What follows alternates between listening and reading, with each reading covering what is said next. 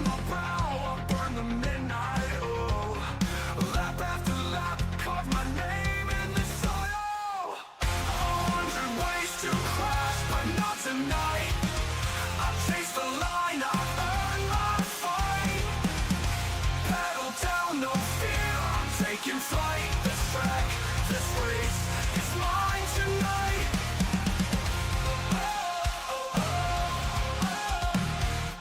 Qualifying ghosts, I've run them down. Every corner's mine, I own this town. Sire scream, my setup's tight. I bled for this win in the virtual light. 100 ways to crash, but not tonight. I chase the line, I earn my fight. Pedal down, no fear, I'm taking flight. This track, this race, is mine tonight. No resets, no excuses, I paid my dues. Studied every apex, I've got nothing to lose. The pack's behind me, checkers in my sight. I'm the king of this over, I'm winning tonight. 100 ways to crash, but not tonight. I've chased the line, I've earned my fight. Pedal down, no fear, I'm taking flight. This track, this race, it's mine tonight. No resets, no excuses, I paid my dues.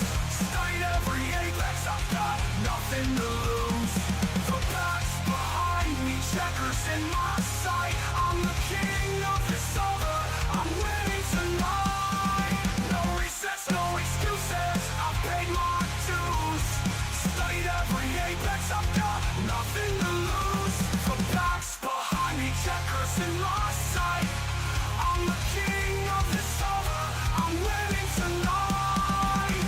No resets, no excuses, I paid my dues. Studied every apex, I've got nothing to lose. The pack's behind me, checkers in my sight. I'm the king of the server, I'm winning tonight. Shift up, hold steady, I'm crossing that line. I race in glory, this moment's mine. Pedal down, no fear, I'm taking flight. This track, this race, it's mine tonight.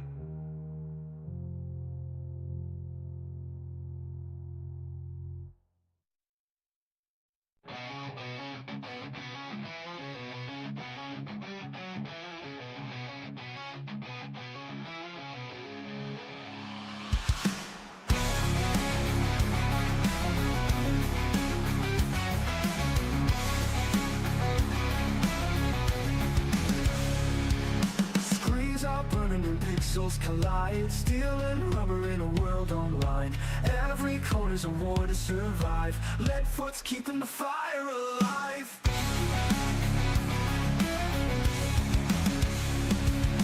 Engines in the void, thundering loud. Virtual tracks, but the crowd still shout. Through the crash and the flame we rise again. Leadfoot TV, where the night won't end.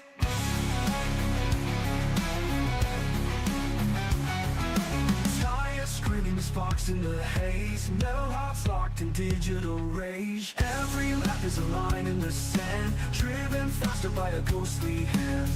Leadfoot TV, Leadfoot TV, Leadfoot TV. Engines in the void, thundering loud. Virtual tracks, but the crowd still shout. Through the crash and the flame we rise again. Leadfoot TV, where the night won't end. Tires scream, the sparks in the haze. Metal hearts locked in digital rage. Every lap is a line in the sand, driven faster by a ghostly hand.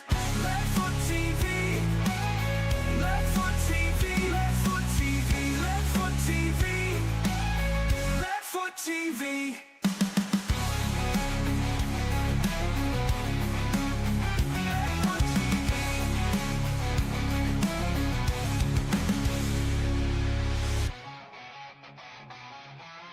Leadfoot TV.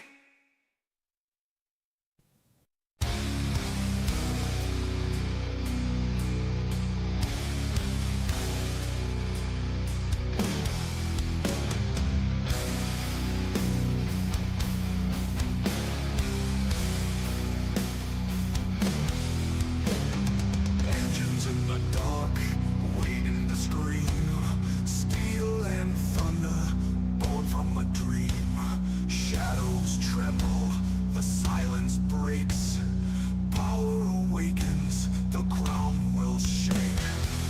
Let the TV feel the ground ignite, through the smoke and fire, into the night. Slow and heavy, the storm begins. Glory is calling, only one wins. Lights on the horizon, fire in the veins. Every lap written in blood and chains. The track remembers, it takes its due. Legends falling, and legends break through. Let the TV feel the ground ignite, through the smoke and fire, into the night. Slow and heavy, the storm begins. Glory is calling, only one wins.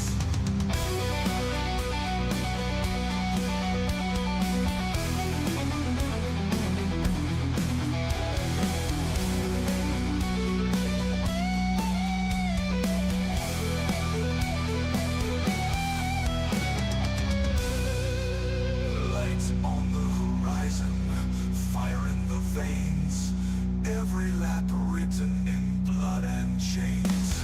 The track remembers, it takes its due. Legends falling, and legends break through. No retreat, no disguise. Engines awaken under blackened skies. One by one, the echoes rise. Let for TV, the fire never dies. Let the TV feel the ground ignite, through the smoke and fire, into the night. Slow and heavy, the storm begins. Glory is calling, only one wins. Only one wins. Only one wins. Only one wins. No retreat, no disguise. Engines awaken under blackened skies. One by one, the echoes rise. Let for TV, the fire never dies.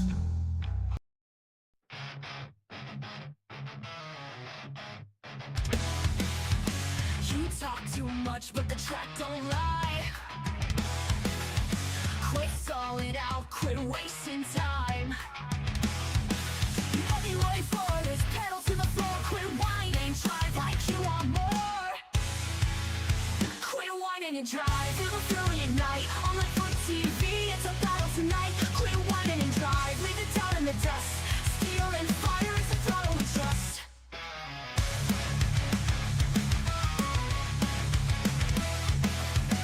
Webbing doors at 200 strong. The weak get wrecked, the brave roll on. Every lap for war, no mercy inside. If you came to complain, step off the ride. The time is ticking, the engines roar. Quiet and drive, that's what it's for. From the sims to the screen, it's the edge of your seat. Burning rubber where legends compete. Quit whining and drive, feel the fury ignite. On the foot TV, it's a battle tonight. Quit whining and drive, leave it down in the dust. Steel and fire, it's the throttle we trust. Lights out, hearts pounding, the countdown scream. You're strapped in the cockpit of a digital dream. No tears, no fear, just a checkered sky. Quit whining and drive or get left behind. Quit whining and drive or get left behind. Quit whining and drive, let the wild take control. On the foot TV, it's a race for the soul. Quit whining and drive, leave it down in the dust. Steel and fire, it's the throttle we trust. Green flags alive. Quit whining and drive.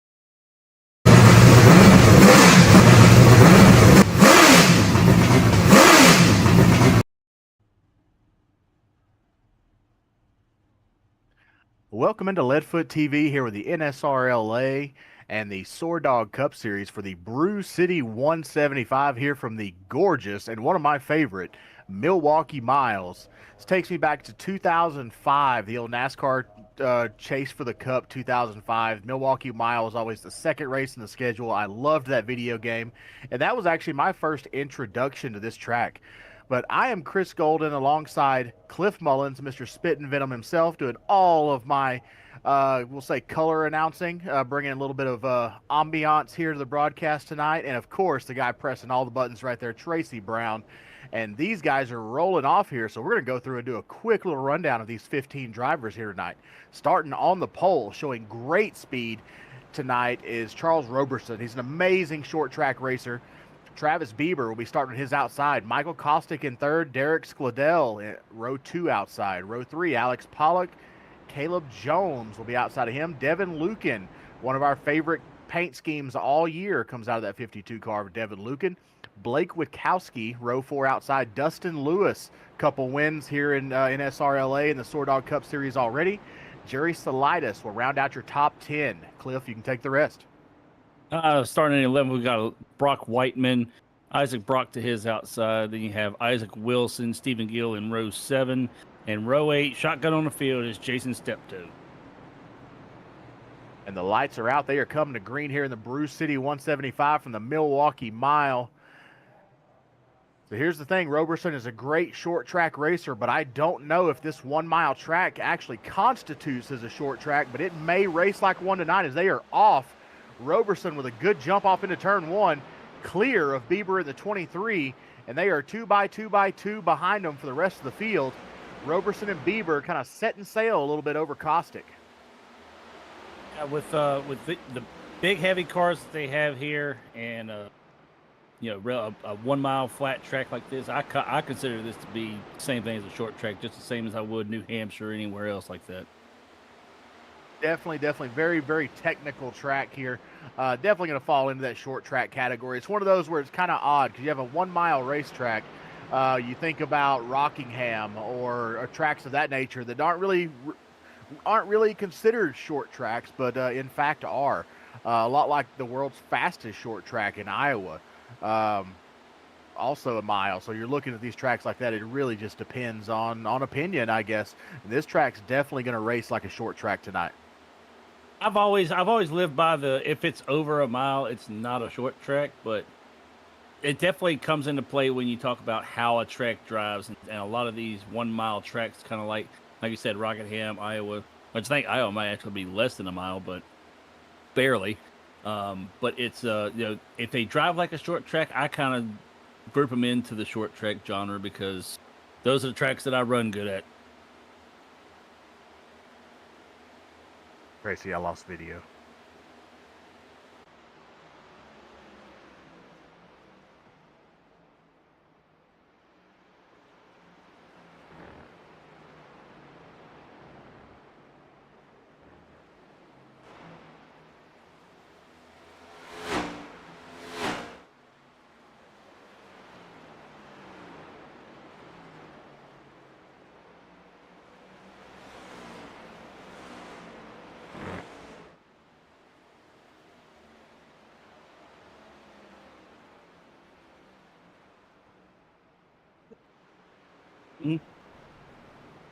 Well, welcome back to Leadfoot TV and the NSRLA SoarDogg Cup Series from the Milwaukee Mile, Brew City 175.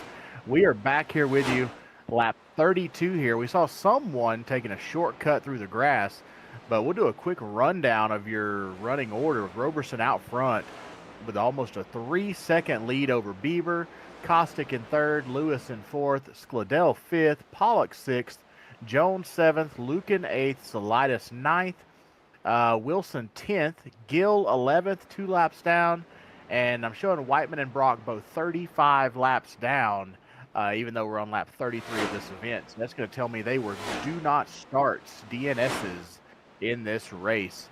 Oh, Cliff, 3-second lead already for Roberson. What do you think? He's been picking them up and putting them down. The one that's really been moving forward has been Dustin Lewis, showing a lot of speed. We saw him do that last week with him starting in the very back, but he started a little further back today, and he's already worked himself up there into the top 5. Definitely, yeah. He went from the back to the front last week at Bristol. Obviously, a completely different animal here at the Milwaukee Mile compared to Bristol. Is it going to be harder for him, or is it going to be easier for him to make his way to the front? I think a lot of it's going to depend on tires. Starting to see a lot of these guys are starting to get real tight center, and you're starting to see a lot of guys. And the thing is, you want to try and keep it down on that pavement patch that you see down there on the inside of the corners. Once you get up there into the, I don't know if it's actually concrete or just old asphalt, but once you get up into that light stuff, it just takes off towards the wall. Definitely. So all the grip's gonna be down there in that dark patch, just almost like dirt racing. You're chasing the dark dirt essentially. As you can see there with his RPMs, he's actually running the corner in 3rd gear, and you'll see as he comes out of turn 2 right here, you'll watch his RPMs climb. He's just rolling the corner off throttle, kind of half throttle, coming out right there, and he's shifting right on corner exit right there, back into 4th gear, really rolling through these corners. Not going to be great for fuel here, but definitely making up some speed. I mean, he's 7.3 behind our leader, Roberson, who is now out to a 4-second lead in the last 5 laps. He has gained another second in the last 5 laps over Bieber. And the biggest thing that I've seen is that Roberson is really able to just hook the bottom. He's not diving in the corner. You could kind of see right there with Lewis a little bit. He would kind of drift up a bit and kind of get the right side tires out there in the gray. Roberson's really, especially down in 1-2, he's really able to just pin that thing right to the line and hold it right on the bottom. He really is. He's right. He's on that apex so well all the way through the corner. I mean, this track, it's this, we race it a lot used to run this track in ARCA. It's about the same configuration as Springfield and DeCoin, the 2 dirt tracks that we run. They're 1-mile dirt tracks, very flat.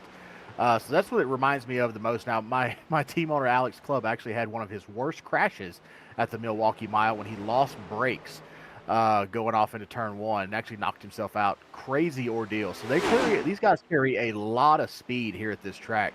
So it's really about lifting and braking points as well. And again, like you said, Roberson is out 4.2 now over Bieber, and nobody can even touch him at this point. No, not at all. Bieber held with him there for a good while, but as you can see, Bieber is really starting to drift up way off of the asphalt down there, especially in 3 and 4. He's getting extremely tight on corner entry. He really is. Makes me wonder if that right front's not ate off, because Caustic is even starting to run him down very rapidly. Close that down to about a 1 second now behind Bieber. Bieber may be in danger of losing 2nd place here, but Lewis is actually faster than our leader right now, as he has closed his difference up to 7.9 from the last time we talked about him 2 to 3 laps ago. So he's actually a little faster than our leaders here. So you might have been onto something there, Cliff. Hey, I call them like I see them, so that's why I just go by what I'm seeing out there. And Lewis definitely has a lot of speed in that thing, and like I said, it's a real patience thing here. You always want to just smash and get onto the throttle, but that really hurts you at a track like this as the yellow comes out. Yeah, Black Diamond Designs yellow flag here. First one of the race, and that will be our first stage break, by the way. We have a stage at lap 40 and at lap 80.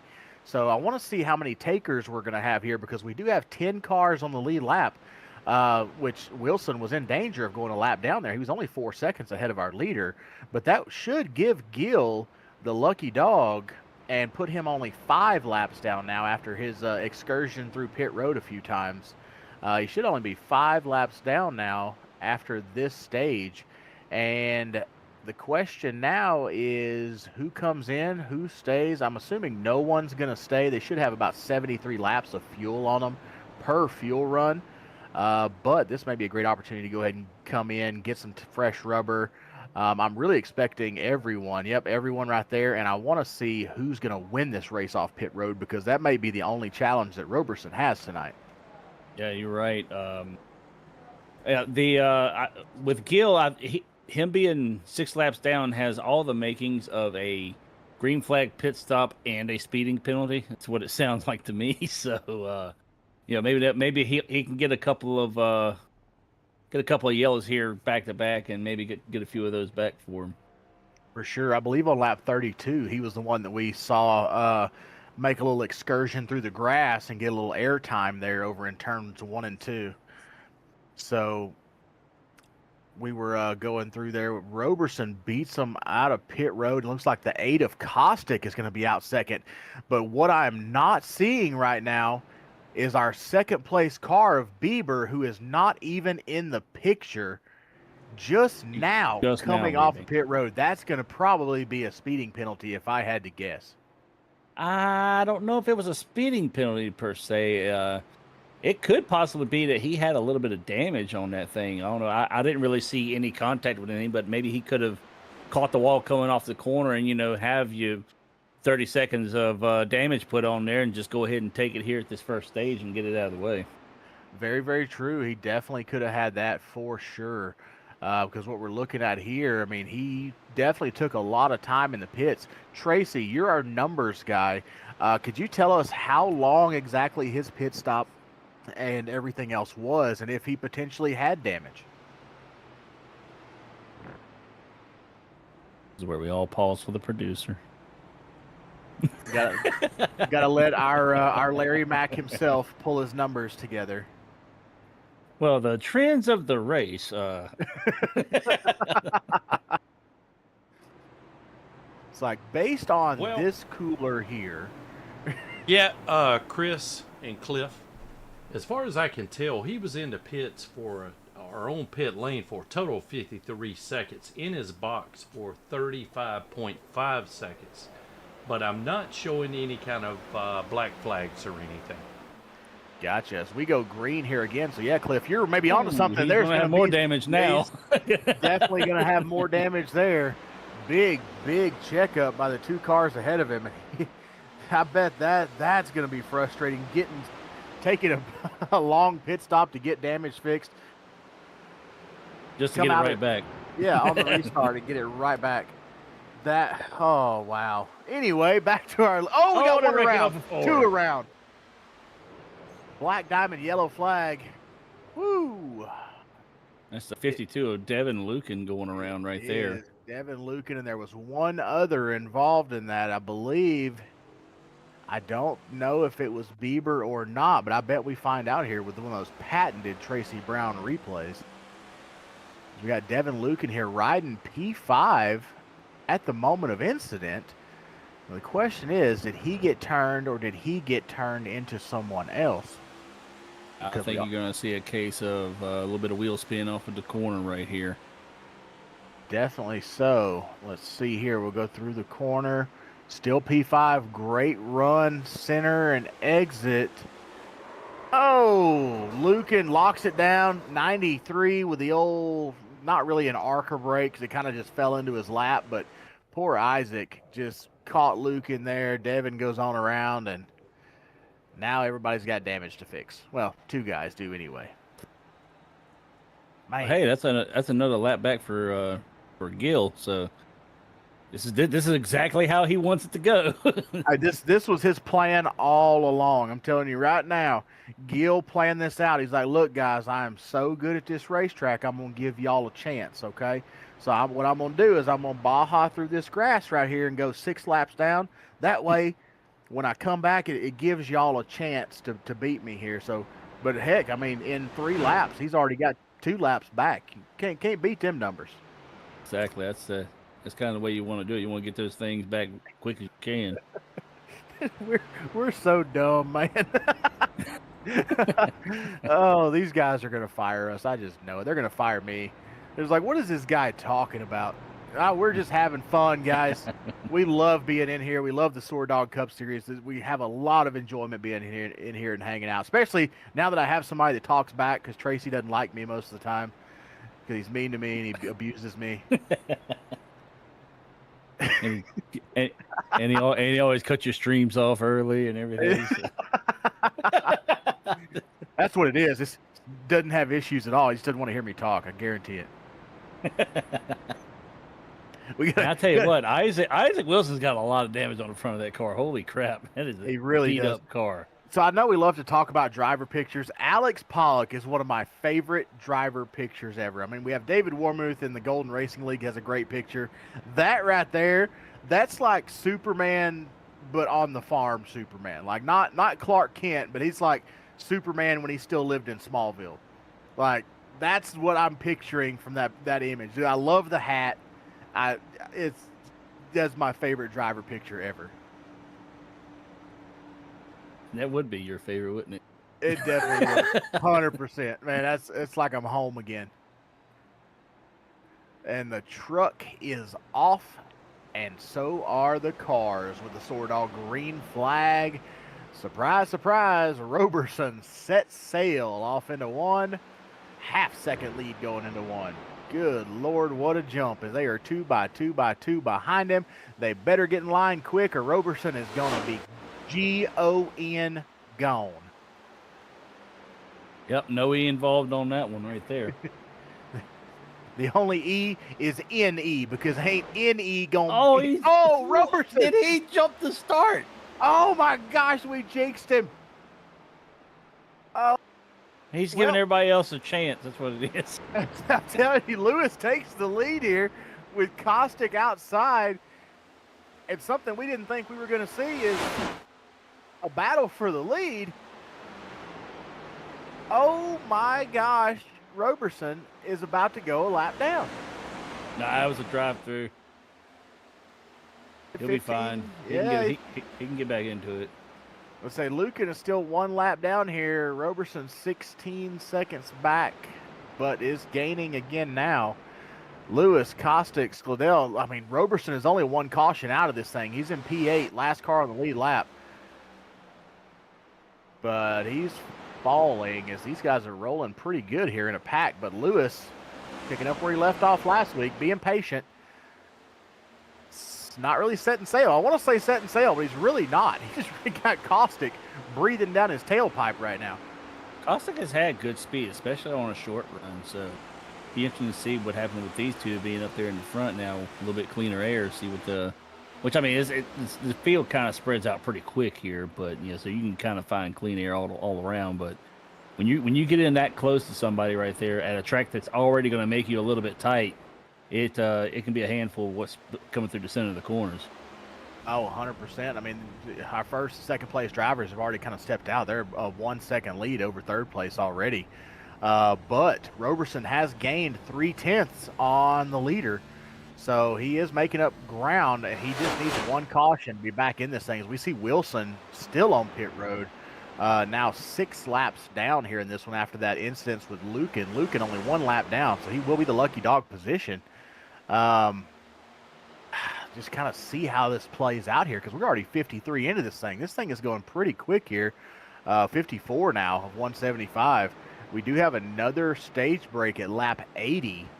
So these guys, even now, Roberson is still in position for stage points.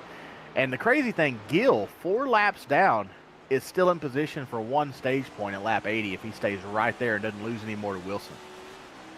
Yeah, that's Stephen Gill really did not want to see that 52 go a lap down. So throwing a monkey wrench into his plan there, but I think that Roberson's going to be fine right here. Obviously he has the speed to stay in front of these guys, but it was just a drive through. I went back and looked at the restart, and I didn't see anything wrong with it, so I have no idea why he got a drive through right there.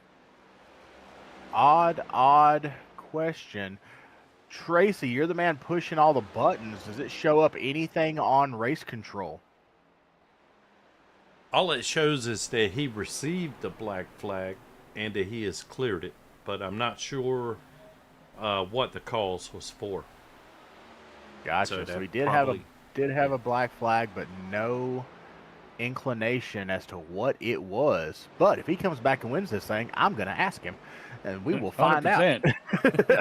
Out. I'm not entirely sure what the rule set is over here with this league. Obviously, this being only the second race I've actually seen of these guys, but I don't know if they are a restart zone group or if they are a on the flag group, because it was before the flag, but it was definitely within the restart zone. For sure. Chris That is is, scrolling through Discord and not trying to find a rule book. I am. I was looking already. You already know when I'm scrolling, because I forget that I'm doing a broadcast. I'm like, I need information, and I turn into C3PO and start searching, and I forget everything else. I just go straight tunnel vision, bloodhound. This is what I got to find, and they're like, oh wait, I got to do a broadcast right now. But we are back over here as Lewis is now a half second ahead of Caustic, and Skladel almost 2.5 behind Lewis. So now Lewis is starting to check out and pull away from these guys. But old man Pollock, which he's actually not that old, but we're going to call him old man Pollock, is sitting right there. Because of the picture? Yes, because of the picture. You can't say Farmer Pollock. Well, I can tell you this much. Don't look now, but Travis Bieber has worked himself back into the top 5. So he's definitely still got a lot of speed in that car. It's just whether or not it's long run speed, short run speed, it's yet to be seen. So it's like there is some speed somewhere for sure. You know what? I'm thinking about it. So he's from Cincinnati. This is but going back to Pollock here because now this is stuck in my head. Going back to Cincinnati. He's from Cincinnati, Ohio. What would the odds be? And I'm going to have to ask him, which I know I'm way, way off here. But how funny would it be if he were Amish? And we have if he's Amish, he's Why on would a it- computer right now. Well, they have cars. That's not Amish though. Yeah, Amish people have cars. No, they don't. They do. Not real Amish. Well, what's What's the other group? It's another group of it. It's like saying my wife is not real Mexican because she was born in America. No, that's not Mexican. That's Latina. Whichever. Oh, speaking of whichever, Stephen Gill on pit road again. Stephen, you're making this really hard on yourself, man. You really are. Holy man! I mean, And he's come on, brother. coming into pit, taking tires under green. 22 laps after the yellow. Maybe he didn't pit on the last pit stop. Well, he didn't because he took the waiver in. He got sure did. he got the lucky dogs. Probably He didn't did have time to pit. That is true, but he's going to go another couple laps down here for sure. Still sitting on pit road. Must be getting some damage fixed. We'll get him a little TV time, though, with that beautiful snap-off car. Snap-off? Does that say snap-off? No way does that say snap-off. The snap-off car. Oh, my God. That is great. That makes me so happy. Dude, I thought, I ain't gonna lie, I thought, because I took one of my contacts out earlier, I thought I just couldn't read for a second. And then I said it, and I'm like, that's not the name of that company. Stephen Gill, you're now my best friend. I don't care what you say. You don't have a say in the matter. You're my best friend because Snap-Off is hilarious. That is hilarious. As we go back to the race here, Lewis still leading Caustic by half a second. Not anything major. But the big difference right now is the difference between first and third, which is 3.5 seconds. So Lewis not really pulling away from Caustic, but he is for sure stepping out from number 3, as is the 8 of Caustic. Skladel, Bieber, Pollock, Salidas, Jones, Roberson, and Lucan is still your first car one lap down. Roberson's still the last car on the lead lap. But he has gained over... looks like almost 3 seconds, if my math is correct, on Lewis. Pretty close to it. Not only that, but you also have Travis Bieber just moving into the, what's he now? I think he's 4th now. He just passed Pollock for 4th. He did. He passed Amish Pollock for 4th. And where is Jackson from Bemidji? I don't know where he's. Jackson is not here. Jackson from Bemidji, Minnesota. I don't know. I can't pronounce his last name, so he's just Jackson from Bemidji. Ironically, I can pronounce Bemidji just fine, but I can't say his last name. I was going to say, that sounds like a rough one to say anyway, and then you still can't say his last name. How bad is that? I have no clue. And they even spelled it out for us the first day. We're about 6-7 weeks into this thing. I still can't get it. Not even once. He is just Bemidji Jackson now. He is Jackson from Bemidji. That is his name, and it's probably going to go in his driver card if we have anything to say about it. But these guys are rolling here. Still, there's just not Caustic cannot gain on Lewis at all. They are running identical lap times. But the thing about it is, their identical lap times are still faster than everybody else because they're out to 3.7 now over Scladell. Yeah, and this thing we're getting down to close to 10 to go in this stage right here. Yeah, they look like they've got pretty good long run cars right now. Roberson's definitely got the most speed out of it, so that can set up for a really interesting race here towards the end of this thing. If you get the three of them up front, throw Bieber in there as well, and a couple of these guys, yeah, it can get real interesting towards the end of this thing.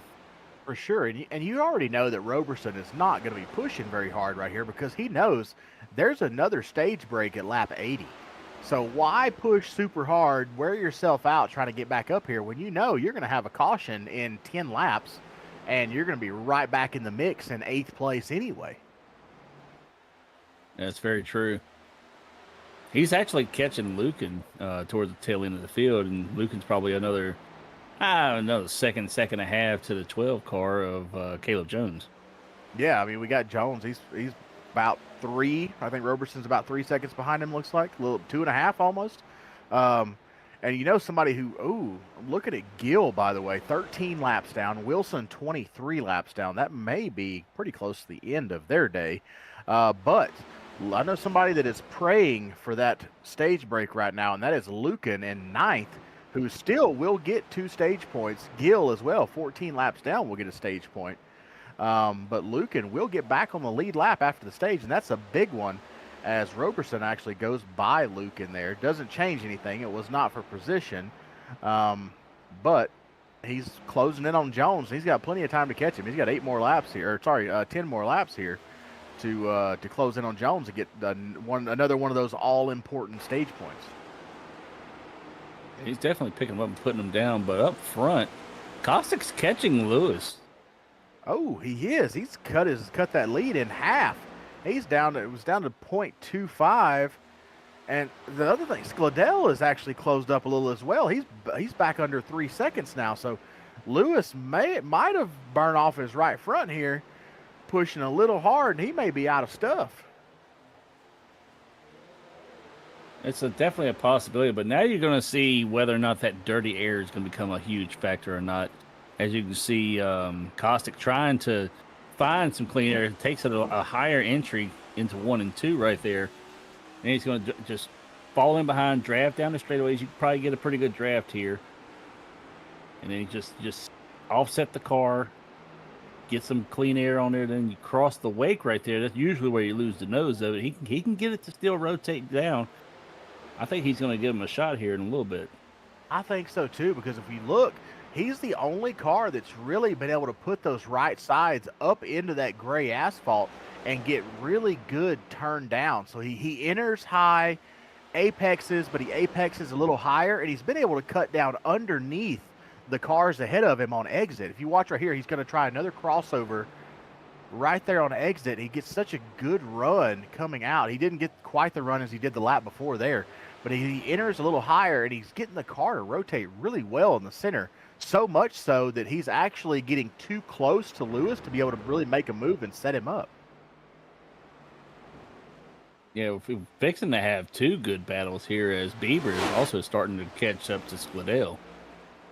He's closed in quite a bit. He really closed in turn 1 there just a little while ago. So he's definitely driving it into the corner way harder than Scladell is.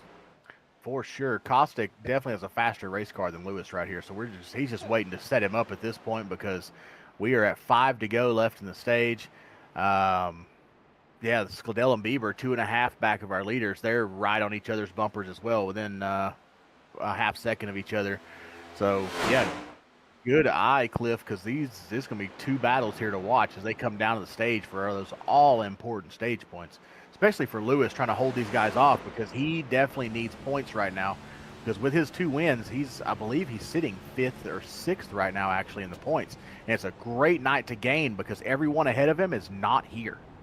Yeah, that's a big thing when you have guys that can't make it to the race that you end up getting such a huge gain in the point standings doing that. So It actually might have helped me. It actually helped me to win the title on Sunday for the American division in LFRL.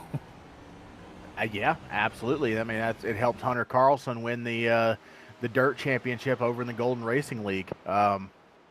He was about 100-point deficit, and the champion didn't show up to the last two races, and Hunter ended up overtaking him by about 70 to 80 points to win the championship. Which just kind of left it into his lap right there, which is going to be huge tonight for Lewis, because if he pulls off a win here, it's going to be a huge, astronomical jump in points because of how close these fields are in points. Oh, Kostick is right there. If Dustin is in Waycross, Georgia, Kostick has got to be somewhere in Alabama, because he is right there, and Oh, he got Lewis gets loose. Big save, and Kostick goes on by, and that's going to be all she wrote for that stage. Kostick is probably, God forbid, don't want to jinx it, but Kostick is probably going to win this stage here now, because there's the white flag on the stage. One more time around, and they will be hitting that second stage break. Let's see if Bieber can get by Skladell here. That's our best battle on the track for sure. Either that or Salidas and Roberson. Roberson just went by Skalidas, actually, to take over 6th spot, and is now under 10 seconds off our leader, but it won't be much of a battle other than that. But it's going to come down to, 1, 2, 3, 4. Kostick, Lewis, Skladell, Bieber, Hollick will be your top 5 for the stage. Stage points behind that will be Roberson, Salidas, Jones, Lucan, and Gill. As we have the Black Diamond Designs yellow flag here for the end of stage number 2. And we are going to re-rack them, restack them, let them get some tires and fuel, get ready to go another 73 laps, if it stays green, of course, because we're right around a 73-lap fuel run for these guys. But as of right now, they're going to take a short break. We're going to take a short break with them.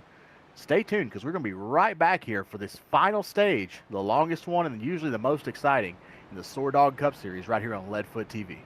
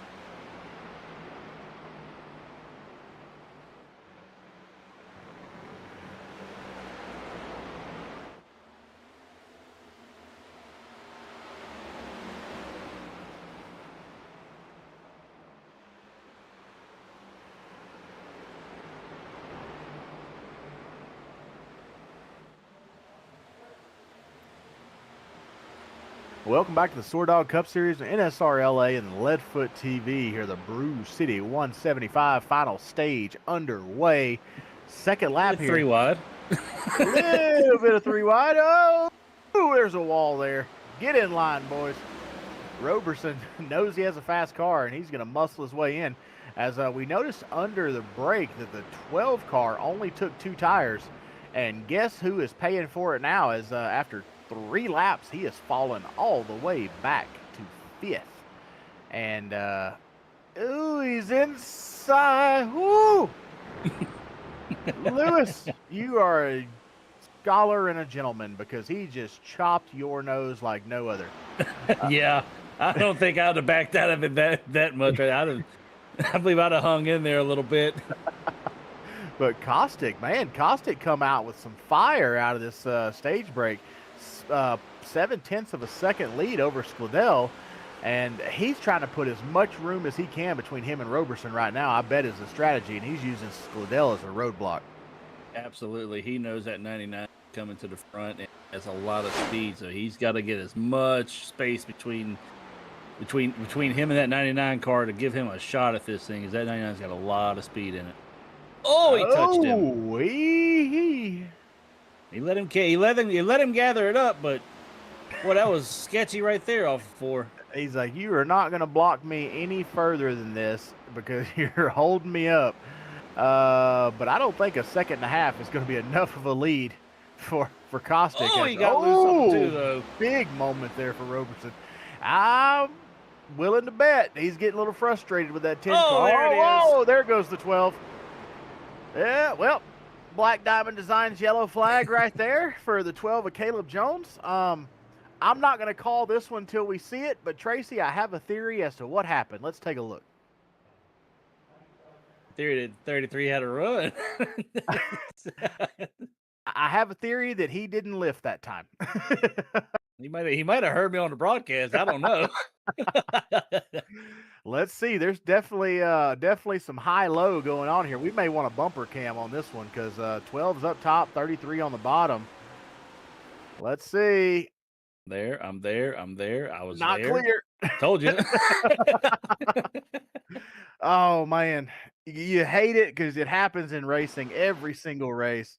It's nobody's fault. It's just literally just 2 guys going for the same spot. It's just one of those times where you kind of lose track of your bumper. We've all done it, and sure enough, yeah, not clear. Not clear. Man, dadgummit, I hate that for Jones. I mean, that's going to send him all the way back to 9th here on this restart. Let's get another look here. That's the wrong car, Tracy. That's the wrong car. Yeah. Camera guy over here. Right camera, wrong car. There we go. There we go. All righty, let's take a look here. This is going to be a great shot. But yeah, you're exactly right, because you have to get down there. You have to get down to the bottom for Milwaukee. So yeah, it's like you damned if you do, damned if you don't, because you got to get down there. But sometimes somebody already has their nose there, and you got to be able to try and leave them a little bit of room. But you want to try and close it off as best you could. It just wasn't quite clear to be able to do it right there. Yep, 100%. It makes me wonder if the two tire call earlier was causing him to have trouble to hold that car down, because he was having a lot of trouble the lap before in the center of the corner, really holding the car down. And as you can see, he had to check up a bunch, because right there at the end of that, the 33 gained a ton as they transitioned from entry to center, and that's what sent him on around. So it makes me wonder if the 2 tires played a big factor there, which of course I'm assuming they do. Well, my biggest thing especially with the next gen car is that the left side tires a lot of times wear out worse than the right side tire, and so what you would traditionally do with, say, an ARCA car or an Xfinity car or even the trucks, where that right side tire is what's going to give you more grip and loosen the car up a little bit for you. It doesn't necessarily work that way with the next gen, because a lot of times those left side tires being wore out as bad as they are in this car will actually hurt you as far as your center grip and everything, and you'll be just as slow taking 2 tires versus 4. For sure. I mean, with normal race cars, you take right sides, it loosens the car. You take lefts, it tightens the car. If you take all four, you're better all around. So that's the typical rule of thumb. More grip on the outside pulls that rear around. These next gens, almost completely opposite, as we're back again with the SoarDogg green flag. And Caustic is back again jumping out front with Skladell and Lewis now. Roberson in 5th. Roberson fell back there. How did Roberson? Oh, must have restart. Yeah, Yep, pit he stops. pitted. Sure enough. The And, 99, I believe 99, 63, 52, 12, and 23 all pit right there. Aha. Okay. Getting while the getting's good, I guess, because we do have. I mean, that won't. Unless there's a few more. If there's a couple more cautions, that should be enough to get them to the end of this thing to be able to one stop. That's exactly what I was thinking. They went in there and topped off the fuel. 12 probably went ahead and put on some tires, but I think a lot of them topped off for fuel to try and make it to the end of this thing. For sure, but if it goes green to the end, they will not have enough anyway. But it's a good gamble considering that there's only 9 cars on the lead lap. You don't lose too much on this gamble, so you only lose a few spots and you got plenty of room to make it back. Well, we say that, but Caustic is already out to a 1-second lead as we see Skladell disappear there for a second. And something we haven't seen all night is the 10 and the 33 running way up top and just giving Roberson the whole bottom, and he's going to take that all day. And you can see the difference right there with Lewis running up top and the 99 just driving right underneath him. All the grip in the world down there to be able to drive right past him. Insane. Yeah, just I don't even know how to describe that. I don't know if that was intentional, what the plan was there, if it was intentional, or if they just don't want to get turned because they saw how Roberson decided to move Skladell last time before the yellow came out, and they just don't want any part of it. Because I think I can notice maybe that the 10 is trying to save fuel, save little tires. The 33 big Lewis off of 2. Two around. Ooh. What a save! I thought that was a wreck and a half right there. Oh man, I thought Lewis gathered it up and Lucan came back down and got him the second time, but they both gathered it up all the way to the grass. That was 2 wrecked race cars. That doesn't happen. Yeah, it was 100%. Oh, and he turned him into turn 1. Oh no, is that going to be another 52 black? and a 12. Nope, they're still going. Well, he saved it. That's two big saves in 2 laps. What a save! They were 3 wide coming out of 2. The 52 was completely sideways. I don't know how that wasn't a caution. I don't know, but that 12 and 33, if they want a chance to get back into this thing, get to the front, they need to get down off that top because there ain't nothing that. Well, 12 heard me. Ooh, I didn't mean right then. But yeah, you definitely got to get down. I just didn't mean at that exact moment. But anyway, we're getting single file there. But there is nothing up top here at Milwaukee. Well, we do see a little bit of rubber starting to take shape on that outside line. But look at that huge run on the bottom, even back here in the back that these guys are getting on the bottom. Right there with Solitis, you saw that huge throttle out he had. Yeah, that's why this is such a narrow groove you have here. Like it's literally 1.5 cars wide. So you're trying to get everything down there on the bottom. And at that time, the 12 learned his lesson. He didn't try to cut the nose of the 33 off that time. Just live to race another day, fall in line. But the 33 way overshoots the corner. 12 crosses over. Can't quite get him on exit. Lewis It is really really weird. It is a really weird line that 33 has started taking. I'm not entirely sure if it is he's trying to save, if he's trying to coast into the corner and just carrying too much entry speed or what, but he is just shooting straight up the track as soon as he gets down there in 3 and 4. Really is. I've seen it the last few laps. Right here, he's staying pinned right here. It had to be. He's fine right there. Just over driving. Oh, what a big 12. Jeez. God, if I remember right, he had it was the 93 last week in Bristol or 96 that had all those saves at Bristol. Oh yeah. I remember that one. Well, Jones has definitely taken his spot this week as he's all over Solitis there with the big red cane car, the old big red machine. And, yeah, they're battling right there for P7. Jones has a preferred line, but Solitis being able to hang on the outside right now. With Jones anyway, but everybody else is disappearing through the windshield as Caustic is now 1.7 ahead of Roberson and extending, pulling away from Roberson. Didn't think I would say that today. I think that could also be the differing strategies we have here. The 8 did not pit that last run, but the 99 did, so 99 a little better on fuel. The 8, I think he's just trying to gap as much as he can because he knows he's probably going to have to make a green flag pit stop if it stays green this whole time. He's probably waiting on the caution. That's what he's waiting on. That would make sense. I bet Roberson is most likely Roberson is the one waiting on a caution because if we do start getting more cautions, those guys who pitted can make it. But the guys who did not 100% cannot make it. So I guarantee you right now, Caustic does not want to see a caution, and Roberson does, because that's going to give Roberson a huge advantage if a caution does come out before the end of this thing, as we have right at 70 to go here. I think with the way the tires are wearing here, I think all of them want a caution right now. And we almost had one for third as Travis Bieber going by Slidell right there, run him all the way up the track trying to get by him. Gave him I don't know if he actually fed him a door or not, but he definitely moved him up the track. Don't know if he fed him one, but he definitely gave him a little taste, huh? Yeah, absolutely. Well, Bieber has had a lot of speed here all day. I mean, he had that issue on pit road. Well, obviously the damage repair on pit road, and then went right back in afterwards. Cost himself some time. But as we're seeing here, I'm looking at our grid. Every car that is running is on the lead lap currently. So 9 cars on the lead lap and 9 cars left in the race. This could get exciting here towards the end when it comes down to this strategy that they're playing out here. I'm curious to see how it does play out.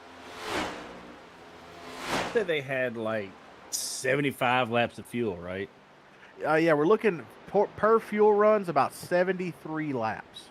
Okay, so I think most likely everybody's going to have to pit again. I think some of them just took the gas in order to be able to short pit it on that last stop. Possibly either that or they were counting on more cautions, because if they had gotten, we'll say 3 cautions, that would have shortened this thing by at least 10 laps and saved a ton of fuel. So I think they could have made it had we had 2 or 3 more cautions. But yeah, green flag run, it's definitely going to be another pit stop. It's one of those things where it was a gamble that didn't cost them anything. It was worth the gamble for sure. Let's see. Solitis here making a move on Lucan. Old Solitis is Lucan inside going into one. See, he's probably going to clear the 52 here, and he does coming out of 2. Lucan crossing him over. Now Lucan is under the Solitis in that 63. As they go off into 3 here, Lucan clears Solitis. A little bit of back and forth action there. As Pollock and Jones kind of going at each other behind them. Jones is pitting. Is he? Yes, he is. Well, we were just talking about short pitting. He can make it to the end from here. The question is, does he take tires, or is it going to be a splash and go? Because you definitely want the tire. Yep, there's one. Don't do 2 again. Don't get. Oh, he did 2 again. He went right sides. Well, Caleb Jones is going to have a very, very loose race car here, if I had to guess. Maybe, but I mean, it didn't loosen it up last time, so it could be a smart play to take 2. It could be. This may work in his favor. We may be eating crow here in a minute, but I want to see. I'm curious because he is 1 lap down now. He may know something that the rest of us don't know. And right now, what I know is that Caustic, his lead is down to just under a second over Roberson. So Roberson he's like, okay, look, we're not getting a caution, and it's time to go, because he's gaining quickly he has decided it is race time. There's no more saving. I'm going to have to pit either way, so I'm just going to go take the lead now. Yeah, and also it could be the fact that the 8 pushed so hard early in that run that he may have used up all the good on them shoes there. So this might be the 99 just sitting and riding, and now he's starting to close that gap a lot. True story. I mean, these guys are in a class of their own today because they're 3 seconds ahead of third place and 5 seconds ahead of fourth place. So really no other competition on this track for these two guys right now. As, I mean, Luke and Solitis and Pollock are half the track away from our leaders. They're over in 3 and 4, and the leaders are in 1 and 2. So, I mean, we're making 29.8 second laps here, 29, 30-second laps, and they're 13 down, so almost half a track away from our leaders. Those guys are untouchable tonight, as Roberson's got it down to 0.3 of a second on his lead. Don't look now, but Justin Lewis is catching Skladell again.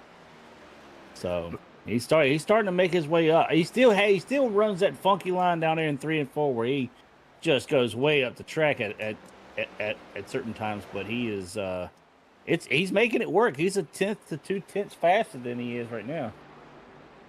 How can I not look if I'm announcing? How do I know? You said don't look. You said don't look now. Well, you're too busy on TikTok anyway. When can I look? Later. Next lap. Next lap you can. Next lap you can look. Oh, Roberson got it down to 2/10 behind Caustic. We are so dumb, man. These guys are gonna hate us by the time this season's over.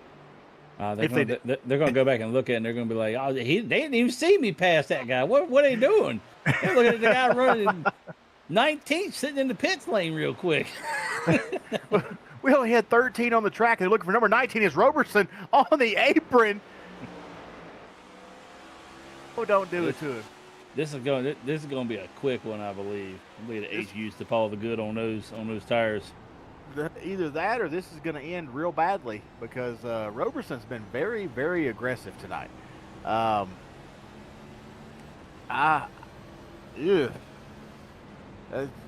don't know. It's just a rule of thumb. You don't shove it down on the apron on a guy. So that was, yeah. I mean, he's down there again, but he had a nose underneath Caustic that last lap. That got a little hairy. That was an iffy little move there, but he seems to be riding a little more. I'm wondering when his patience is going to wear out.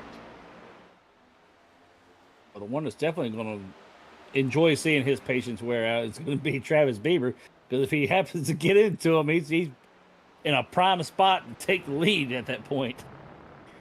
Even if both of these guys spin right now with a 3-second lead, Bieber's way back there. It's still going to be hard to get past Roberson for Bieber because he's right there. I was right there with you, Caustic. We both had a little bit of a pucker factor on that one, buddy. I know you were watching that. You were watching that mirror right there because Roberson is right there. He is letting you know, hey, man, I'm going to give you a couple more laps, and then you're going to get the business. But he's staying right there. He is on that bumper. He's letting him know he's there. Oh, for sure. But once again, it could also be that dirty air could definitely be keeping him from making the moves that he wants to make right here. I think he's just really waiting for the 8 to really have a slip up at some point, give a little too much room on the bottom that he can get that nose down there, or he can just bomb it in there because good Lord, he gained so much on entry right there. He really does, but look how much I've noticed. Look how much he loses on exit because he drives in so far. He gets very, very tight on exit because he drives in so far, especially in 3 and 4. Watch him drift up on exit here. Well, now he's going to make me a liar now that I said it. Of course. He's getting tied off, but it's mainly because he's crossing the wake of Caustic right now. Yeah, he gets so close. I think that's what I'm saying. It's taking the air off the nose, getting him tight. And Caustic is kind of like moved up just a hair to air block a little bit more. On the left front of Roberson, are really trying to use that air to hold him up. You see him kind of hold a little higher line right there, kind of stay right off the right front to kind of push that air down on the left side of the nose of that car. If Roberson can just kind of just really hook the bottom a little bit more on the exit right there, he can definitely get a nose underneath there. He really can't, because you can see he's rolling the center so much better than Caustic right now. But what I'm seeing is that, I mean, we saw it right there from his cockpit view, that last corner is he's getting such a good run, but Caustic is running the perfect defensive line right now. And the only way that Roberson can get past Caustic because of where he's running is going to be to get into him. He's not, as of right now, until Caustic makes a mistake, Roberson cannot pass him clean. Caustic has absolutely taken the tools away from Roberson to be able to pass him clean unless he goes to the outside or bumps him. And that's very, very smart defensive racing. It's smart, but also that bump, and it's the thing about iRacing, that it doesn't always line up to how it would be in a real car when you bump somebody like that. When you touching these things, a lot of times that thing just jumps out from underneath you.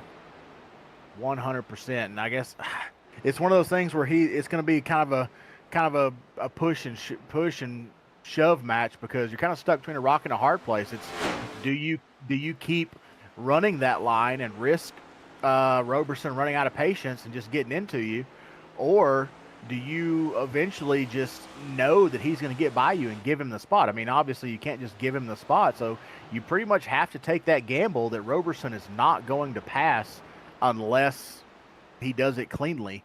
That's all you can hope for at this point. Right now, I mean, the best way to put it is the ball is in Roberson's court. Roberson holds Caustic's fate in his hands right now, of either getting into him and getting by, or staying patient and waiting for him to make a mistake. And right now, it doesn't look like Caustic's going to be making any mistakes. Well, it definitely looks like Roberson backed off a little bit as Lucan comes into the pits right there. But he definitely backed off, I think, to kind of get out of that dirty air as much, kind of cool the tires back down a little bit. And maybe he knows that the easier way of beating the 8 car would be to beat him on pit road. Potentially so, because he fell back very, very quickly. I mean, 7/10 in a lap. As you can see, he's moving up there, get out of the wake a little bit. That'll put Lucan a lap down as well. Just something Jones didn't want to see, because if there is a caution now, Lucan will be the lucky dog, and that will take it away from Jones. And I don't think Jones is going to get back around. He will not be able to get back around to pass Lucan at this point. As Caustic is now out to over a second over Roberson. So, yeah, I don't know if Roberson really, really cooked his tires riding back there behind him trying to get by, or he is really just in 100% save mode. But he is losing a lot of time here. I mean, we're talking 2/10 a lap that he is falling off of Caustic. Yeah, I definitely feel like he backed off right there. You know, made a run at him, maybe hurt the tires a little bit trying to get by him, and realized that it wasn't working. And now you just kind of back off, use a little bit of patience, settle in a little bit, and just logging laps at this point until you get to that last stop. As Lucan sideways off the corner into the inside wall. Well, that's what Caleb Jones definitely wanted to see. Woo, cold tires. Lucan now 2 laps down. Down on the apron. Got her gathered up. See him just lose it out of the corner. Yeah, just cold tires. Cold tires. Ooh, nice little wall slap concussion there. Good Lord. What a shot. Keeps it rolling. 2 laps down. He might come around to pit road, get it fixed here. Not sure if he's going to pit or not, but Looks Roberson, like he is. Yeah, Roberson kind of maintaining that 1 second lead. Yeah, that might be, I don't know if it'll be the end of Lucan's day, but at this point currently, if Lucan calls it a day, he cannot lose any more positions. So he will finish no worse than 9th on the day if he parks it right now. But I don't see, he has vanished. Looks like he's going to be calling it a day. They are loading it into the truck here tonight. He will not be losing any more positions. He will end up 9th on the night, so another top 10 for Lucan. And that soundly gives Jones back into the lucky dog position in 8th.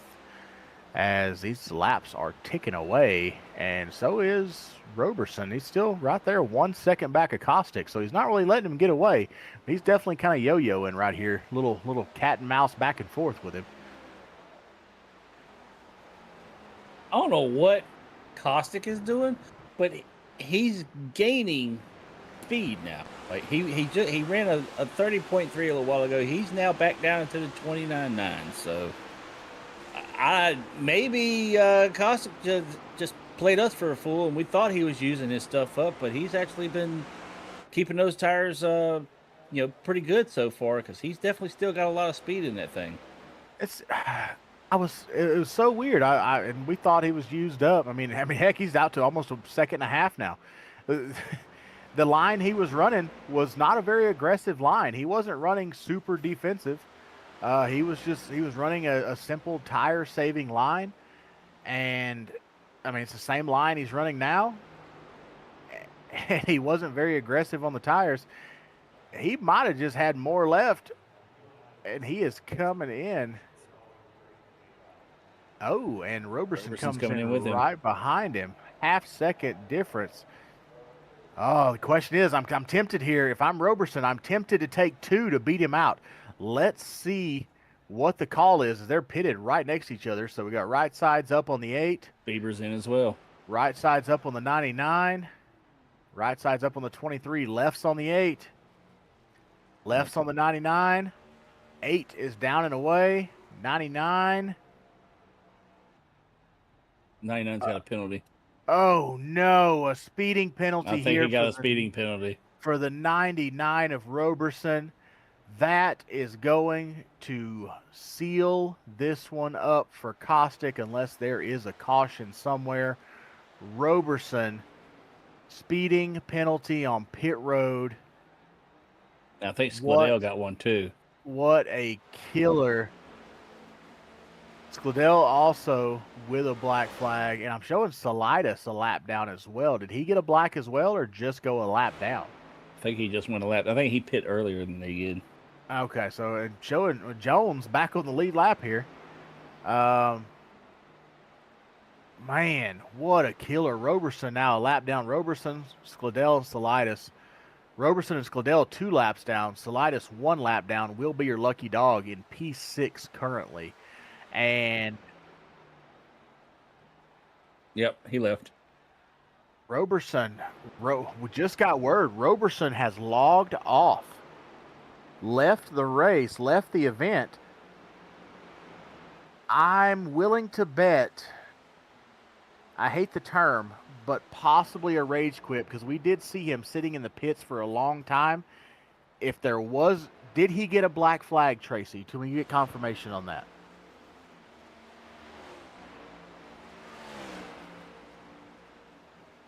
Okay, so we are not showing a black flag for Roberson. So definitely some kind of issue there. Of course, we hope everything is okay. Got to be something major if you're running P2 here, racing for the lead, and just disappear on the last pit stop. We hope everything's okay. Hopefully we'll get an update at a later time.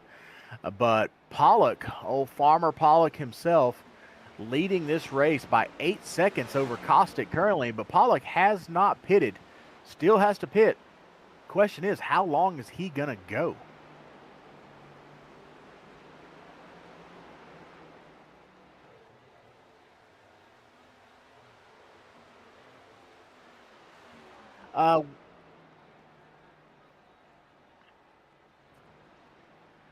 Oh, yellow flag.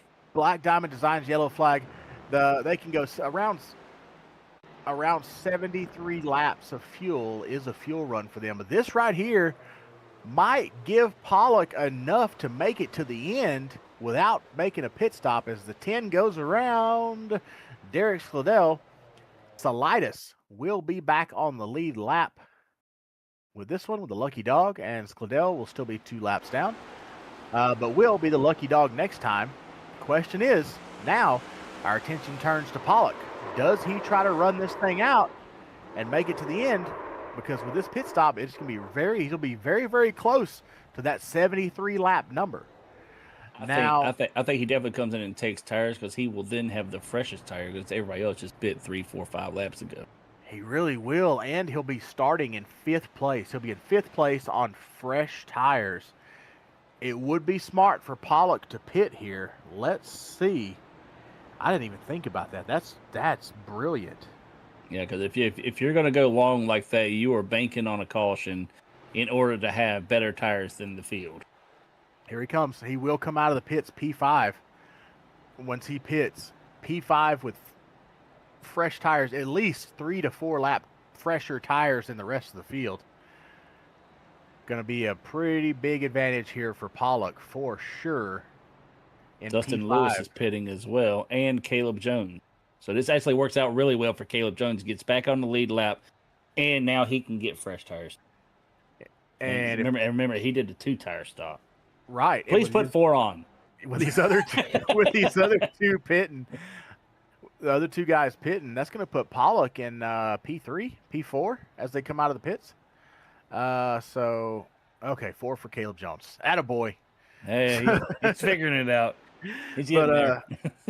So that's going to put Pollock, since the other 2 guys pitted, he beat them out instead of P5, he will be P3 when they come out, I believe. Let's see. It should be P3 or P4. Yeah, P4, right behind what would be Caustic, Bieber, and Pollock will be our top 3. Yeah, because Scladell a lap down. Scladell is 2 down. Is 2 down. Okay, that's what. Yeah. Bieber, Caustic. That's right. He got a speeding penalty. So Pollock is going to come out fresh rubber, right behind Bieber and Caustic, with Lewis and Salidas and Jones on his tail. And he chose the outside. Odd. Definitely for Milwaukee, yes. That would not be my call. I would have went with the leader on this one. And then you have the better tires, which Caustic has proved me wrong in that whole regard because I've seen guys with, they look like they had better tires and still can't pass them. So, true. And arguably nothing against Pollock whatsoever, but he gave a notoriously faster car the inside line. He gave a very, very fast car that's won multiple races here in the SoarDogg Cup Series already the preferred line. I'm not sure on this strategy here as the pace truck's off, and we're back with the SoarDogg green flag. Great jump by Caustic, and barely any jump for Bieber, holding up the entire outside line, and they are falling like rocks already as Lewis with a big jump out to second. And we are rolling right along with 6 cars left on the lead lap. Scladell in 7th is your first car lap down, but he is 2 down. He needs 2 cautions to get back on the lead lap here. And these guys are all pretty much single file as they run. Caustic, Lewis, Bieber, Pollock, Jones, Salidas are your top 6 on the lead lap. And Pollock on up on Bieber. Farmer Alex getting a little gnarly right there. It works better if you drive around him instead of through him. That's Rumspringa. It's Rumspringa. It's okay. He's excited. Oh, man. As Bieber slams the door on Pollock. Caustic out to half second over Lewis already and 1.5 over Bieber. Caustic getting on up in there, letting him know, it's like, hey, man, I'm right here. You ain't getting away that easy. He is working him over like a butter churn right now as they go off into 3 and 4. Pollock got the line on the bottom, and he is going to get by Bieber. Will he have him cleared? Oh, he should down here in the 1. Yeah, Bieber overdrove 3 so bad. And then Pollock overdrives 1 just a little bit, but he's going to get clear of him. Yep, Bieber went up the track with him, too. That's just, if Bieber was able to cross over right there, he would have been able to get that position back. But Pollock now 1.5 behind our leader as Lewis half second back. 29 to go. We are inside 30 to go. Rocking and rolling. Lewis gaining a little bit on Caustic here. Could Lewis go back to back wins. The only other driver in the SoarDogg Cup Series this season to go back-to-back has been Evan Janik, who is not here tonight, but is currently leading points. Don't know here. Bieber falling back really hard. Not seeing what the issue may be, but he is not showing the speed that he's shown the rest of the race. Either that or everyone else has been holding back the whole race, which both are very odd. Whichever they may be, as the 12 looks inside there, cannot quite get clear of Bieber. Which you got to think he's on older tires than those guys. You know, the 33, the 92, and the 12 all came in and took fresh rubber right there. So Bieber is on older tires, which Kostic is too, but Kostic also has the advantage of having a lot of clean air in front of him, and he's able to use that to his advantage. But definitely I feel like that's what Bieber's issue is, that he's just on older tires right here, and those guys have a little bit better tire right now. For sure. I forgot that he did not take tires there, because, I mean, we're looking now. He's fallen off the pace, so he's 3 seconds back. I mean, Lewis still staying right around a half second behind our leader, but they're both pulling away from Pollock. He's back down to 1.7 now, 1.6 behind our leaders. And field getting really, really spread out here. Barring some unforeseen circumstance or something catastrophic, I'm willing to bet, based on how spread apart these are, that the only battle we're going to have is for 4th place between Bieber and Jones, or maybe even for the lead with Kostic and Lewis. But everyone is pretty spread out here as we come down to 25 to go. Time to dig. Yeah, it is. It is the... There it is. Not the Golden Racing time to dig. It's the downtown auto sales time to dig. Golly, producer. Got a little bit of free promotion there for your part-time Arkham Menard Series, full-time Dirt Late Model, and full-time Leadfoot TV announcer Chris Golden with the Golden Racing 25 to go time to dig, which is actually the downtown auto sales 25 to go time to dig. As we come down to 23 to go now. Oh, you gotta love technology. It's supposed to make everything so much easier, but it just screws everything up all the time. Speaking of screwing stuff up, Lewis is about to spoil the party for Kostic, as he's only 2/10 back right now of our leader. Yeah, this is going to get real easy right here, because Lewis definitely has better tires than Kostic has. And we've seen Kostic be able to hold off faster cars being out front, but that tire advantage is going to be really, really difficult to beat right here. For sure. And Lewis is just biding his time right now, but just like a shark circling its prey. He knows that the clock is ticking on Kostic, because Kostic does not have that fresh rubber. He knows he has the advantage. It's literally just a waiting game. He can be patient this whole time, doesn't have to push anything, and when the time comes, he can make his move when he wants. The ball is entirely and completely in Lewis's court here. He is definitely the cat in this game of cat and mouse right here. Yeah, and last week getting to race against Dustin Lewis, he was in the finale for the Golden Racing Asphalt League, and actually being able to be on track racing against him, he has a lot of patience. He does not, really try to force the issue on you a whole lot. He's definitely a very cerebral type racer that wants to, kind of see where your weakness is, and then he kind of works you over and tries to get you to fall into whatever sort of a mistake that you can make right there that he see, or whatever advantage that he has, he'll try to work towards that to get around you. Look like the 12 in the wall a little bit there. If I remember correctly, going back to our finale in the Golden Racing League, I believe both you guys actually finished podium in that race, if I'm not mistaken. Yeah, I should have won it. You should have. But it's one of those things. It's a memorial race. Wyatt was on he's part of Devin's team, so since Devin got turned lap 1, I mean, you create a memorial race for a guy and then somebody turns him lap 1, it's not a good look. Yeah. So, that's not really a good look for the league, so his teammate had to win it. That's the way it had to go. We had to script it that way. Well, no, see, you scripting it one way is one thing, but when the league admin decides that no, we don't need that extra hour time for a 100-lap race at Indianapolis, and then we run out of time and run a 94-lap race. I needed those 6 laps. Yeah, that was. Well, see, the entire problem arose when we were supposed to do our 4 wide salute, and the gentleman who the memorial race was for his family forgot to grid and had to start the race in the pits.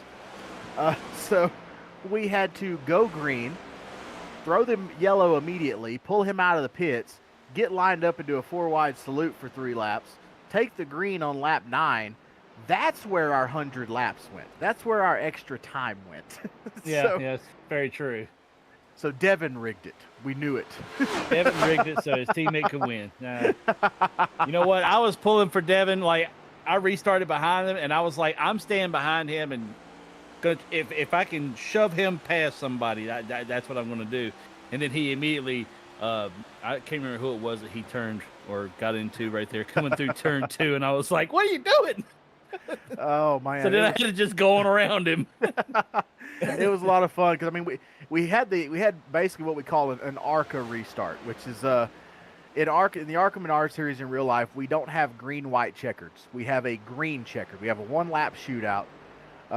So it's a green-white. They're green and white together, 1-lap shootout. And that's what we ended the race with at Indy. We came off a caution and had a 1-lap shootout. I was very excited because I went from P12 to P7 in that 1 lap and actually ended up right behind Devin. And I was like, man, if I had more laps, that would have been cool. But I'm in the same boat with you. And kind of looking back at our race here, I am concerned because Lewis has fallen off a little bit behind Caustic in the last 10 laps where we've just kind of been bantering here. Lewis has lost 2/10 as we're at 14 to go here, rather.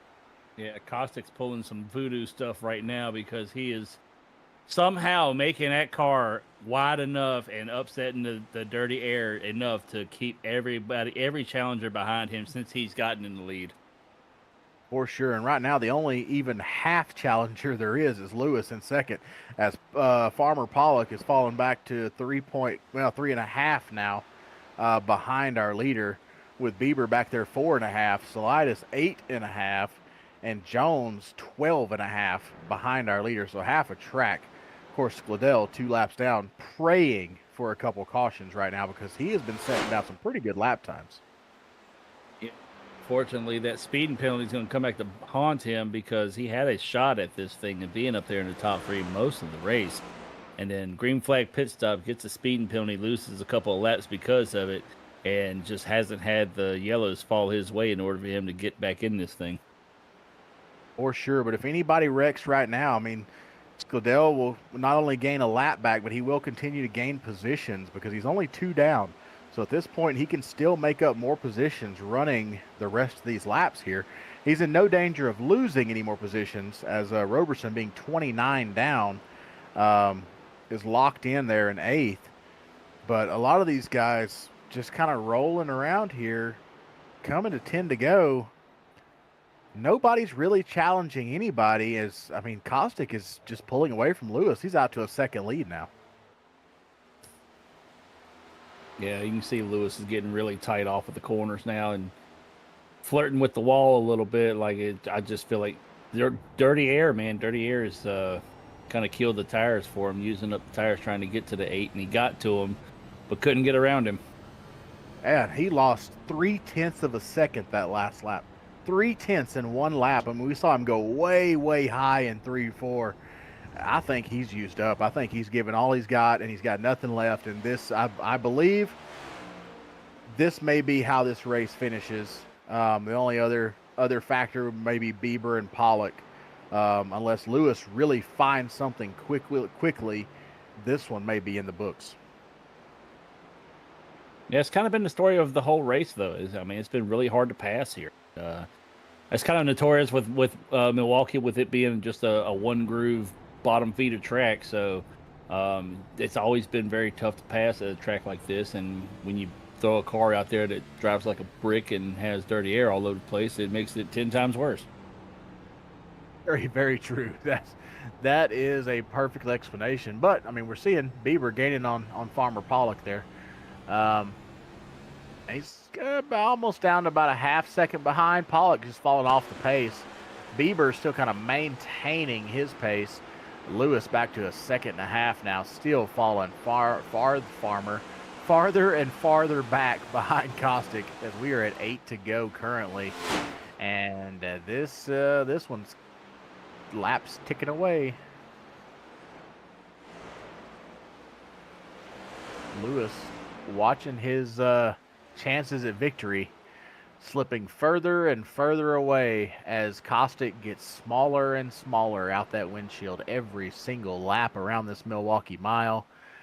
And everyone else pretty much just wanting to get to the end of this thing, as we do have 6 cars on the lead lap, 7 cars on track.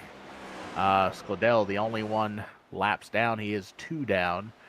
As we are coming to 6 to go, everyone pretty much just kind of doing their own thing, wanting to get to the end of this one. No real challenges anywhere on the track. Lots of distance between all of the cars. Closest battle whatsoever is between Pollock and Bieber, which is still about a half-second gap between those two, as Lewis still 2.5 back here behind Caustic, as they are coming to the line for 5 to go. Man. Golden racing time to dig, 5 to go. Yeah, golden racing time to dig, 5 to go. Oh, gosh. Hail melon time. Time for Lewis, throw a Hail Melon at him. Just don't lift. The car can take it. Chastain proved it. Yeah, he did. Even at Milwaukee, I think it would work. Maybe. It might work in Milwaukee better than it did Martinsville. The big sweeping corners. Wide. Just looking at this track, the straightaways are so long. And it's amazing to me. This is a 1 mile track, and I'm like, Springfield and DuQuoin that we race on in ARCA are 1 mile dirt tracks. I'm like, Springfield and DuQuoin are the exact same size as Milwaukee, except they're dirt. Yeah. And I'm just like, they don't seem this big when you're out there, because the straightaways disappear so fast. And then you're through the corner, but we only average about 85 to 90 miles per hour around Springfield and DuQuoin in those cars, because it's like driving a skateboard in a tornado, because they're not built to race on flat dirt tracks. But Lewis, and really, those tracks race a lot like Milwaukee, because like it's very much, you want to run down by the bottom, especially in an ARCA car like. Definitely, yeah, 100%. It's very, very bottom dominant. The track slicks off quick. There's a very narrow groove. There's fluff one lane off the bottom. Pollock in the wall. That's going to give Bieber a shot here. This is going to be our best action on the track right now, as Caustic's out to almost 2 seconds over Lewis. 2 to go here. The battle is for third. Let's see. Pollock kind of pulls away a little bit. Oh, Bieber, don't do it. Bieber wants that podium. Dude, he wants it bad. He wants to come in here and talk to us. I don't know why, but there's the 1 to go, sponsored by SoarDogg. But Bieber, he wants to come in here and talk to us, buddy. I tell you what, he loves the interviews. He is all over Pollock, and if he's able to get up there with Pollock, Pollock is fighting back hard, because this is going to be his first podium of the year, if I'm not mistaken, here in the SoarDogg Cup Series. Bieber trying everything, even the outside line. Caustic will be your winner. Lewis in second. Pollock will take your podium for the most action on the last lap of the race, with Bieber fourth, Salidas fifth, Jones sixth, Skladel coming across in P7. And then the DNFs, we have Roberson, Lucan, Gill, Wilson, Whiteman, and Brock. That was pretty exciting there around that last couple laps. Cliff, let's get your final thoughts on this thing real quick. Dominating performance by Michael Caustic. As soon as he got clean air and got out front, he was able to keep everything behind him right there. Like I said, doing some dirty air voodoo back there and keeping everybody behind him.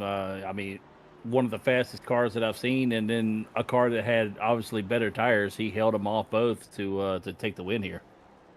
For sure. It's good to see the 8 car in victory lane, and we know we're not going to see it for a very, very long time in victory lane in the Cup Series, unfortunately.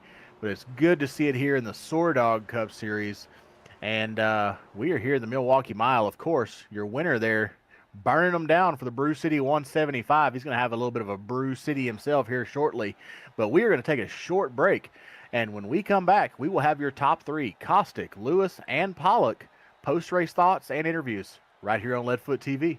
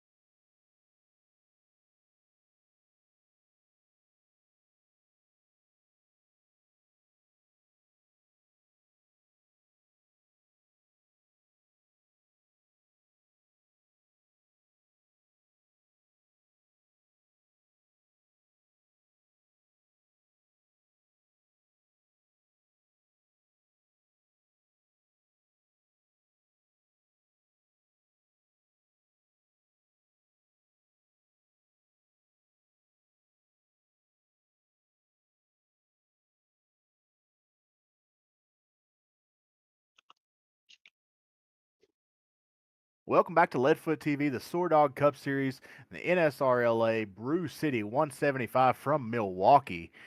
I have finally caught up with a very fast individual tonight, Alex Pollock, Farmer Alex, as we have dubbed him in this race because his driver photo is one of my favorites. Third place tonight. Is it Alex? I think this is your first podium with us here since we've started broadcasting with the SoarDogg Cup Series. Kind of walk us through your race tonight and how you were able to kind of pick your way through this thing. Yeah, I've had pretty garbage luck so far this year. I think this was only the third, maybe fourth race that I've finished. So thankful to be able to talk to you for the first time. Hopefully, it's the first of many. But yeah, honestly, I struggled this race. I was either saving too much tire or I burned it off too quick. So the third stage, I just committed. I was good at saving. I was like, I'm just going to save and then short pit the end here with a quick just stop and go, get a little bit of fuel. I think I was 10 laps short. I was hoping to move up my positions that way, but then the caution came out as I was leading everyone else at pit. So that helped us a little bit. I think we definitely were not a third place car though. A lot of people just didn't make it to the end. So shout out to Michael, great win. He had probably the best car all night. Dustin was right up there with him. My teammate Dustin, Black Diamond Motorsports. So shout out to those two. They definitely finished the race with the two best cars. For sure. I mean, you say you didn't have a great car, but you absolutely held off Bieber there at the end for those last two laps. I mean, we had the camera. We didn't even watch Michael and Dustin cross the finish line because we were watching you two guys come down to the wire. What was your thought process there when he was kind of moving inside, outside, trying to work you over there? Yeah, I know it was very tough to pass on the outside, especially late on runs with the old tires. So I knew I just couldn't give him the inside no matter what. And me and Travis have raced pretty well together. I knew he wasn't gonna do anything crazy to get third out of it. So I knew if I just held him off, kept the bottom there, he was gonna try the outside. I knew it wasn't gonna work. I faded there at the end, and he saved the stuff a little bit more than me. So he was definitely quicker than me at the end, but it's just it's tough to pass here. So I just held that bottom and made sure he couldn't. For sure, definitely playing chess and checkers there, one versus the other. Man, hopefully we get to see you on the podium more as the season progresses. I mean, it's your first one here so far this season, but who would you like to thank for your performance tonight? I mean, obviously you got some amazing looking Black Diamond race cars here with Black Diamond Motorsports and Black Diamond Designs. I'm going to go ahead and steal your thunder on that one. I'm pretty sure that's one that you'll be thanking, but man, what a heck of a paint scheme you have tonight.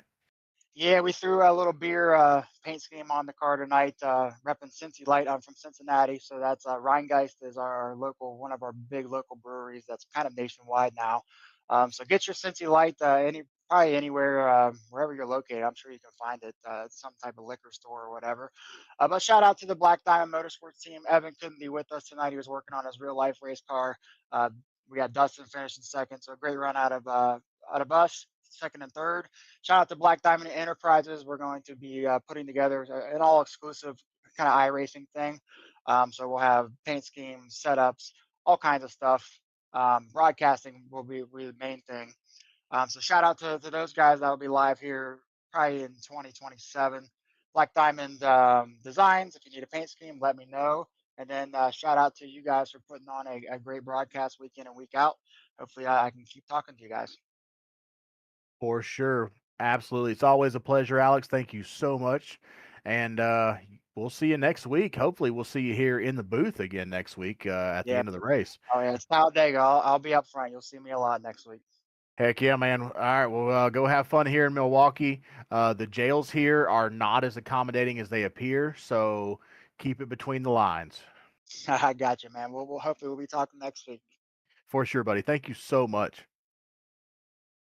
And that's going to move me over my other shoulder here to someone who I've become quite familiar with over the last 2 weeks, as he did a little cross league racing with us last week over in the Golden Racing League, coming away with a podium there as well. So he's a podium guy all over the place, no matter where he goes in these next gen cars.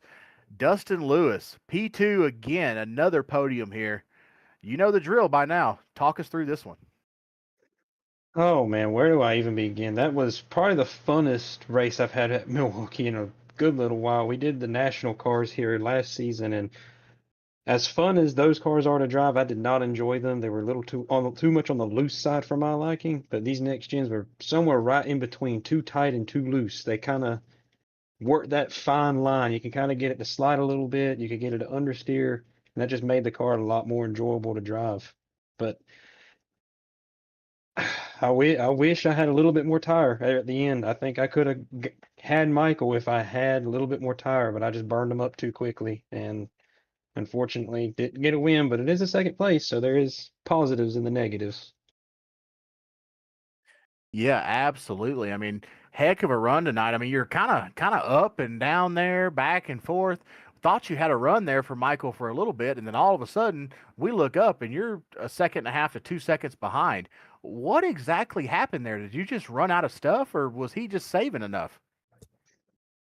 I think I just burned my stuff up too quickly. I looked at my lap breakdown because I knew at the beginning of the run I was really quick. I had a lot of speed in the car, and I ended up running a 29 flat at one point. Actually, I ran a 29 flat like 3 times. There was a lot of speed in the car, but it just burned the tires up too much. And by the time I was like, you know what, maybe I need to back off a little bit, it was about too late. I'd already burned up the right front a little too much, and that started killing my entry, and that really hurt me on exit because I couldn't get the nose to point downward to get the drive off. And eventually the 8 car just got smaller and smaller and smaller in the windshield until right there at the end. I think he ended up getting like 2 seconds up on me right there at the very end of the race. It's just one of those things where you know you got the pace to hang with them, but you don't have the pace to pass them. It's just the cars are a little too even on fresh tires. For sure. And that answers one of our other questions we had mid broadcast. We noticed in turns 3 and 4 that you were taking a very unique line compared to everyone else. And that answers the question as to why. We were racking our brains trying to figure out why you were drifting up the way you were in those corners. But you were still had fairly good speed. So that answered that question for us. Here with this P2 tonight, another Black Diamond Motorsports car, obviously 2 out of 3 here tonight, looks like. Um, kind of, I mean, who else would you have to thank for this one? Well, obviously thanking Alex. I mean, he had me be a part of this team late in the season last year, and now I'm here full time with him. And obviously thanking him for being a team leader and kind of helping me out right there at the beginning of the race. Just how's the car driving and that kind of stuff. Obviously, thank God for giving me the opportunity to do this tonight. Thank you guys for putting on a heck of a show. And um, in the middle of, I think at the beginning of stage 3, I had people trying to send me messages through my doorway saying win and put on 4 tires. So thank them for giving me messages in the middle of the race while I was driving under green flag. That may be part of our fault. We not in a evil way by any means, but we may have been poking a little bit of fun at Jones for only taking two right before that stage, and it not working out too well for him. So that we might actually take a little bit of credit for that P2 right there. Well, I will give it to you a little bit. I thought the 2 tire strategy was a little bit odd too, but I knew that with only 2 tires, he could only go for so long until the 4 tires would swallow him up. But I hate that I did get into him, but I mean, I couldn't go any lower. If I went any lower, I'd be cutting grass. So I just held my line. Hey, for sure, man. It's always a pleasure to have you in here. We got to talk to you. I mean, this is 3 races in a row. I mean, 2 here in SoarDogg. I'm sure there's more before that. I just can't think any further back than that, as well as a podium in the Golden Racing League. We ran our finale with the next gen. Man, dude, you got these cars figured out. It's always a pleasure to talk to you, and we'll see you next week at Dega. All righty, you'll be seeing a lot of me there. Me and Alex are going to be working hard to stay at the front all race long. Heck yeah, it's all about team strategy, and you guys seem to have this on lockdown. Thanks so much, man. We will see you next week. See you then. All righty, and I'm going to toss it over to my cohort here, Cliff Mullins, Mr. Spit and Venom podcast himself, who's down there with our winner. Yeah, I get to speak with the Voodoo Master himself, Michael Kostick, here after his win here at the Milwaukee Mile. Michael, you did something I didn't think was possible in this race. One, Charles Roberson had by far one of the fastest cars on the track. He runs you down, you hold him off, and then right there at the end of the race, we see Dustin Lewis taking fresh tires, and knowing that he had a tire advantage on you, he runs you down, and you hold him off and pull away to basically dominate the last 3/4 of this race, man. How in the world were you able to do that so well? Yeah, I mean, I think it was so tough to pass. I learned in stage 1 and stage 2 battling with Dustin there that it was almost impossible to get a run on somebody if the lead car just defended the bottom. So I was just trying to save tires, keep drive off, and hold the bottom as much as I could, and try to keep people from getting underneath me, and paid off. Yeah, absolutely. Like we could kind of see it, especially in the battle with the 99 car that you had. Like we were basically praising it, saying, "Yeah, you're doing everything you can to defend that and doing exactly what you needed to do."